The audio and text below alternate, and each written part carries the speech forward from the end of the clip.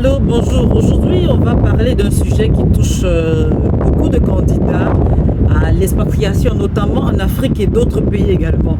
La fin de la politique canadienne permettant aux détenteurs de visa de visiteurs, oui, ok, de demander un permis de travail une fois sur place. C'est une nouvelle qui a brisé les rêves de nombreux expatriés potentiels. Pour rappel, je pourrais regarder mes anciennes vidéos. Pour rappel, cette politique avait été mise en place en 2020 pendant le Covid, en pleine pandémie, pour aider les voyageurs coincés au Canada. Mais elle vient aujourd'hui de prendre fin. Pour beaucoup, notamment dans les pays africains, le Canada était devenu une destination de choix pour l'expatriation grâce à cette flexibilité. Mais aujourd'hui, cette option n'est plus disponible. Cette option n'est plus disponible. Vraiment, cela a pris fin. Les autres procédures restent ouvertes, mais elles sont plus longues et plus incertaines. Beaucoup d'entre vous m'ont déjà posé la question sur cette décision. Il est important de rappeler que transformer un visa visiteur en permis de travail était une exception due aux circonstances exceptionnelles, je vais dire exceptionnelles, de la pandémie, d'accord? Le Canada reste un pays d'immigration ouvert, surtout avec la pénurie de main-d'œuvre dans certains secteurs. Mais il faudra maintenant suivre des processus plus conventionnels.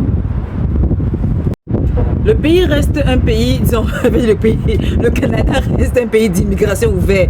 Mais il est important de comprendre que ce n'est pas parce qu'il y a, c'est parce qu'il y a pénurie de main-d'œuvre que chaque demande sera automatiquement acceptée. Beaucoup de personnes pensent que parce que le pays a besoin des travailleurs, obtenir un permis de travail sera facile. Non. Mais ce n'est pas toujours le même cas. Pas toujours. Il faut être vraiment sur place pour comprendre ça. Même les permis de travail sont devenus plus difficiles à obtenir en ce moment dont je vous parle.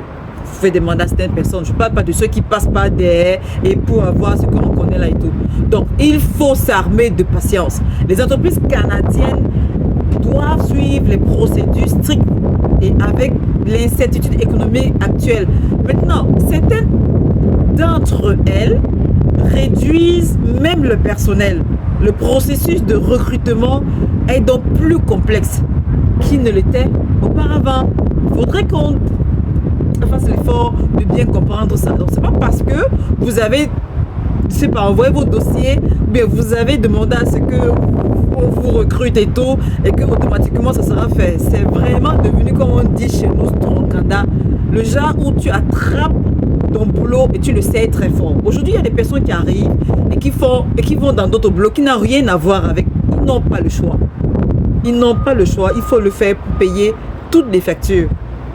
Quand vous arrivez au Canada, vous n'êtes plus dans votre pays. Comme on dit chez nous, quand vous arrivez à Rome, vous faites comme les Romains. Qu'est-ce que je veux dire?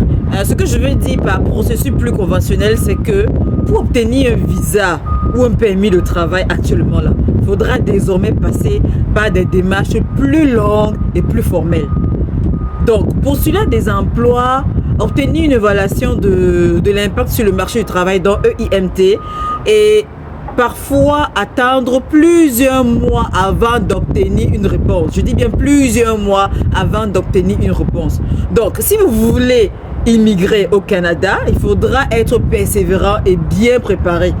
Ok? Ce n'est pas impossible, mais il est crucial de bien comprendre les étapes, de se préparer à un long processus. Et je vous rappelle aujourd'hui que le Canada n'est pas le seul pays. Il y a plusieurs pays aujourd'hui et il y a beaucoup de pays qui émergent et qui ont besoin des personnes. Si vous voulez, posez-moi les questions en commentaire. Ou bien vous avez des vidéos de plusieurs TikTokers qui en parlent. C'est pas parce que certains TikTokers parlent des vidéos qui sont fausses. Il faut poser les bonnes questions et vous aurez des bonnes réponses. Alors, si cette nouvelle vous affecte ou si vous êtes en plein processus de demande de visa, dites-moi en commentaire ce que vous en pensez. N'oubliez pas de liker, de partager et surtout de vous abonner à mon compte Telegram où je réponds à toutes vos questions, même privées. si vous en avez besoin. Je suis là pour vous accompagner dans vos démarches et vous aider ou vous donner des conseils personnalisés. Allez, moi je vous dis à très bientôt et bon courage à tous.